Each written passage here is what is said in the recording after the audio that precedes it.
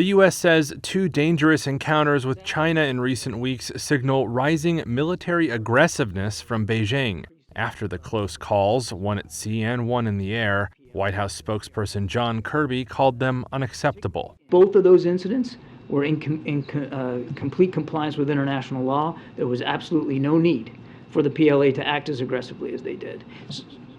It won't be long before somebody gets hurt. That's the concern with these unsafe and unprofessional intercepts. They can lead to misunderstandings. They can lead to miscalculations.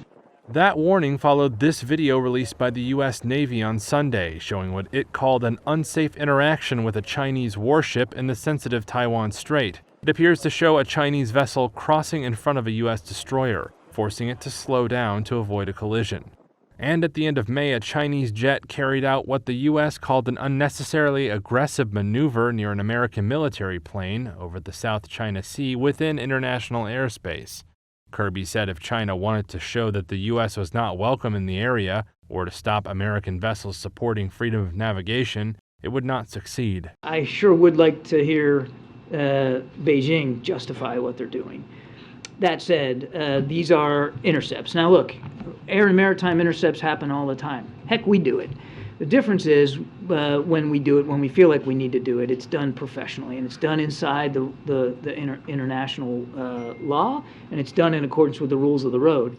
On Monday, a Chinese Foreign Ministry spokesperson said that, quote, the measures taken by the Chinese military are completely reasonable, legitimate, and professional and safe.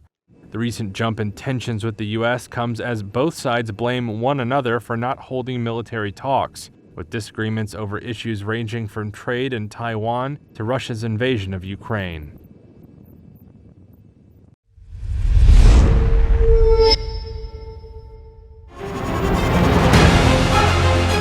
Email exchanges from inside the BBC, they talk about the risk of violating Indian laws.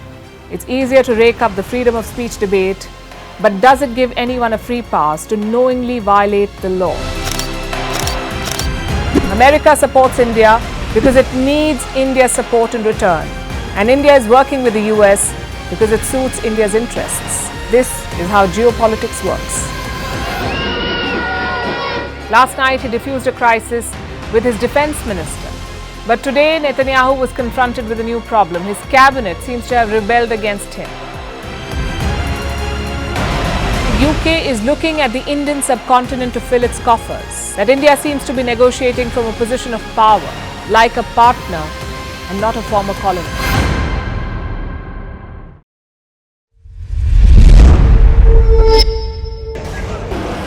And there they go.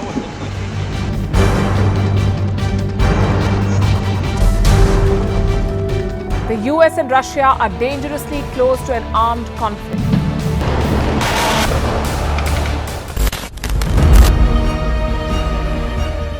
This year, 2023, New Delhi will be the capital of global diplomacy. For a country as diverse as ours, with 88% of the population illiterate, it was a very big deal to write a constitution, and that too, the world's largest. Meanwhile, if we may, here's a Republic Day gift from India for the BBC. A list of suggestions for the BBC for their upcoming documentaries. Number 1. The Kohinoor and the Colonial Loot. Number 2, an outdated monarchy and unhealthy obsession with the royals. Number 3, racism in 2023. We're waiting.